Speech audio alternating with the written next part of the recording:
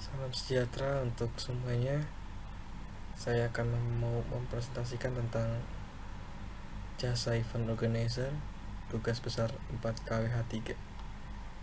Saya akan menjual jasa tentang event organizer yang membuat event-event tertentu seperti event sepak bola, buat event wedding dan event lainnya, dan pameran juga termasuk dalam event ini.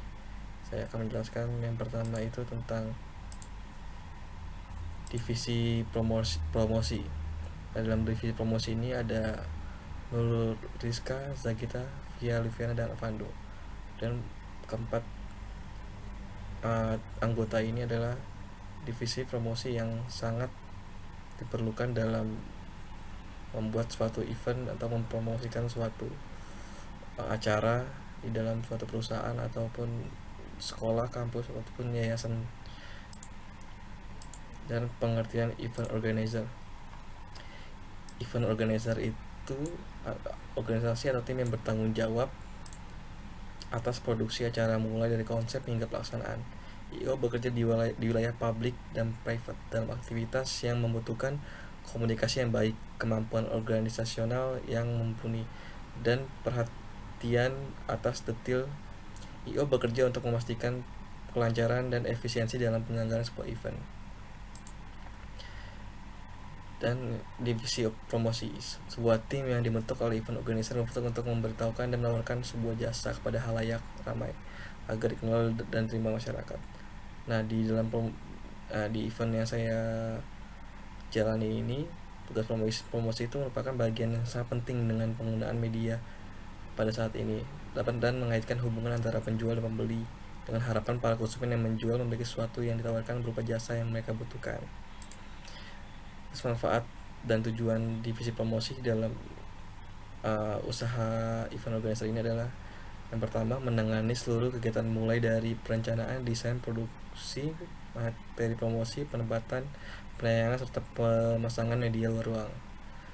Dan yang kedua itu mengkoordinir jumpa pers yang menjadi bagian dari promosi acara. Sedangkan yang mengatur semua ini adalah promotion manager. Unsur-unsur yang penunjang event yang direncanakan atau didesain. Nah, ini tuh unsur penting di dalam berusaha jasa event organizer. Yang pertama itu logo event. Logo event itu merupakan logo yang dibuat hanya untuk event berlangsung, dan logo adalah master of frontline design. Jika event sudah selesai, maka logo menjadi tidak berfungsi. Nah, itu sangat penting dan harus diperhatikan. Dan yang kedua itu adalah flyer dan media cetak.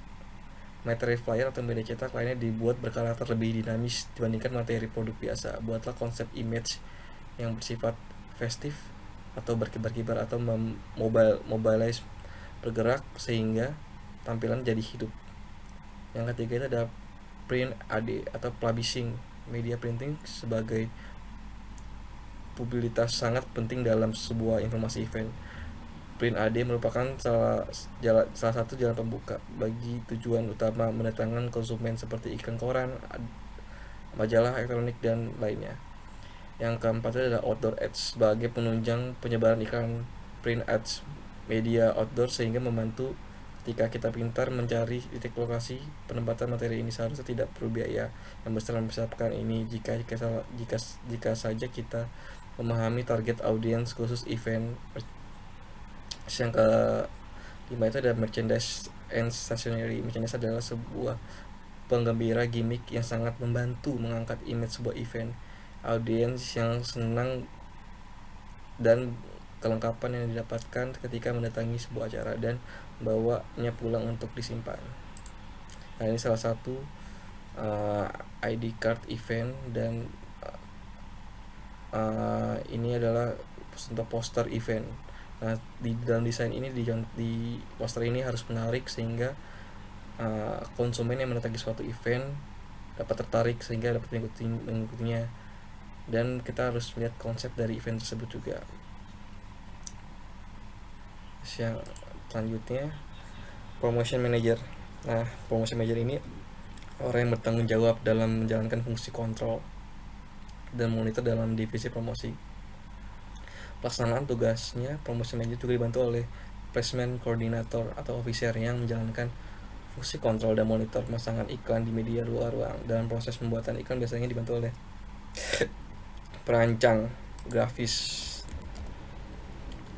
Terus selanjutnya adalah tugas promotion manager.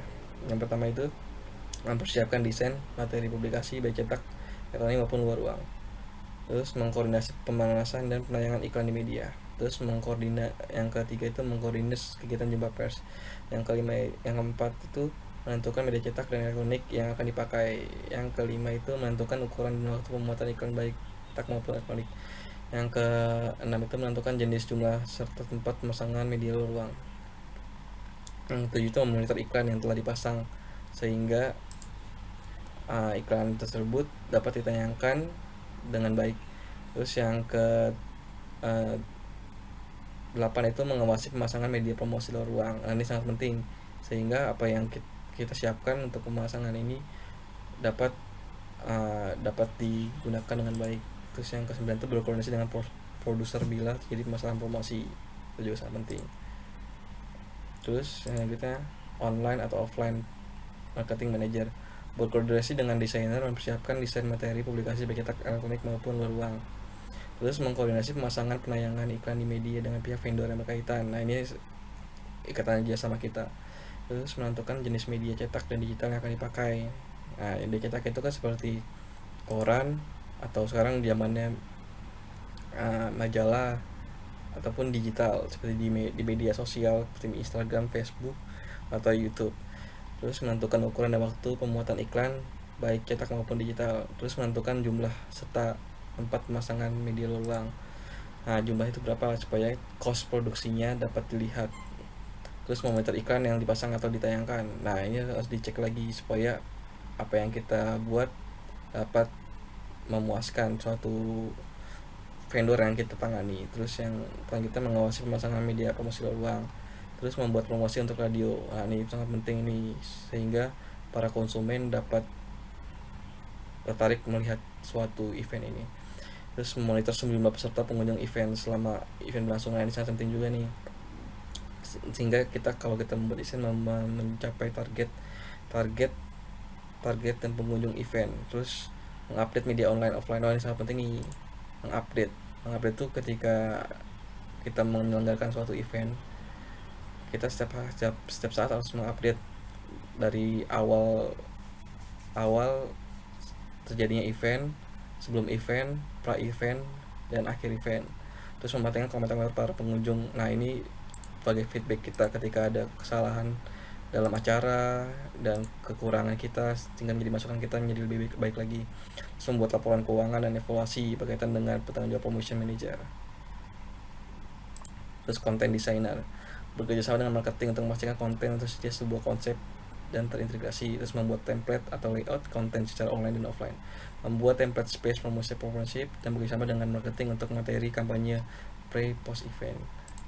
Nah, sponsorship, humas dengan pihak sponsorship mencatat dan memberikan proposal sponsorship sesuai ketentuan yang berlaku, bekerjasama dengan divisi keuangan untuk mencatat proposal sponsorship yang sudah disetujui oleh perusahaan dan memonitor kesempatan sponsor secara di materi online dan offline. Terus berkoordinasi dengan produser bila terjadi permasalahan dalam promosi. Nah, ini sebuah event konser contohnya. Nah, terima kasih telah menyaksikan presentasi untuk tugas KWH 3. Semoga dapat bermanfaat dan dapat menjadi suatu organisasi event organizer yang baik. Terima kasih semuanya. Salam sejahtera.